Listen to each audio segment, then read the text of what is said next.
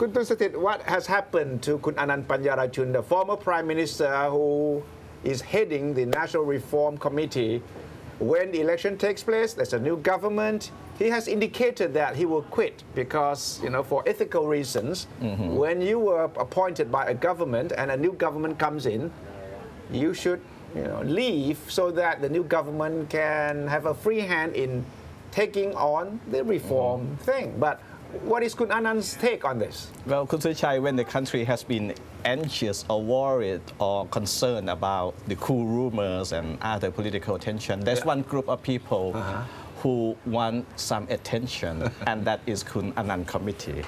About the reform proposals. The reform proposal. Yes. He had invited political editors of many newspapers to meet him last week. Yes. So, and the message from Kun Anand Committee is that please give us some attention.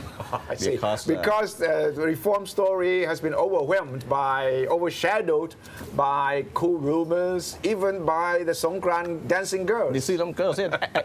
Actually, one of the members of Kun Anand Committee, they complained about this Silom controversy. Why is the press giving so much attention? Which he said overshadow the latest proposal by Kun Anand. But it's not the press's fault. It happened on Songkran Day, and people were interested in what happened. So, am I wrong to suggest that the Reform Committee should make itself more interesting? No, well, the latest proposal is indeed interesting because I agree. They focus on decentralization with. What is the hard core? What is the core of the proposal? This is a very hardcore proposal. They want to dissolve any provincial agency that has to report to the central government. So this is real full decentralization proposal. Yes, the idea is that even though Thailand, every province has its own governor, a lot of agencies have to report back directly to the Interior Ministry in Bangkok, under the central government. Yes, Agriculture Ministry, for example.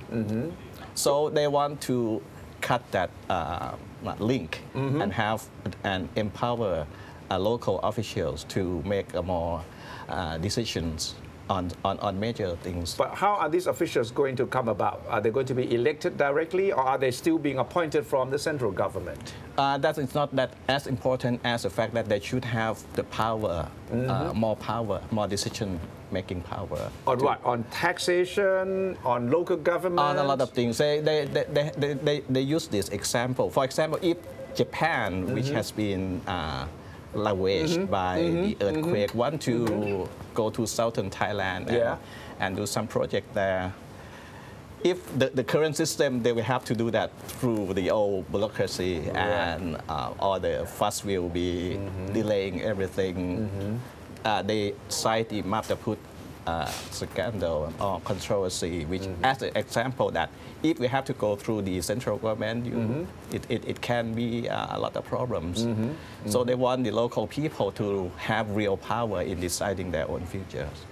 This is a very dramatic package of proposals. Right. And this is come after the another proposal that seek to give land to the poor people. Land to limit the land ownership of the rich people and give more land to the poor people. Where is this reform package now? Has it been submitted to the opposite government? The first one, the land reform one, has been submitted to the government, and apparently it's too controversial to be put to parliament immediately, so it had been stalled.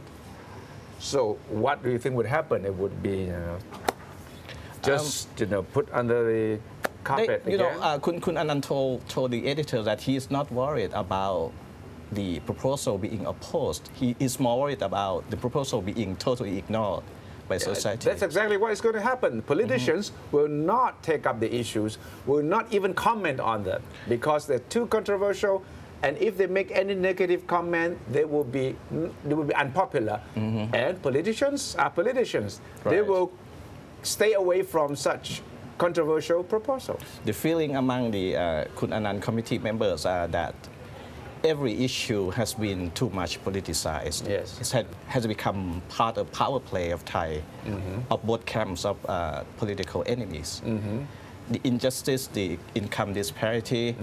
Everyone talk about this, but Yeah. when it comes to concrete proposal being made, nobody paid attention. So is he disillusioned, Kun Anand? He's having hope. He's still hopeful, but he's just asking everyone to just pay some more attention to his committee.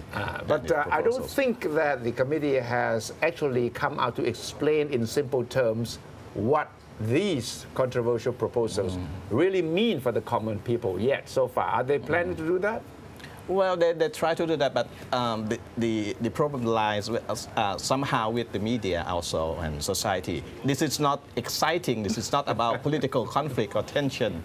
This is about something very technical, very academic. So they want to do that, and they just want some more attention. Well, I have my personal proposal for the Reform Committee. Make the proposal, make the reform package sexy, sexier than what is being presented to the public now. You've got to steal the attention from cool rumors, from drug stories, from crimes, from natural disasters, because all these things happen. And if the proposal is not sexy enough, then, you know, this is life. People just have shorter and shorter attention span at the moment. Good proposals need to be presented in a more sexy way.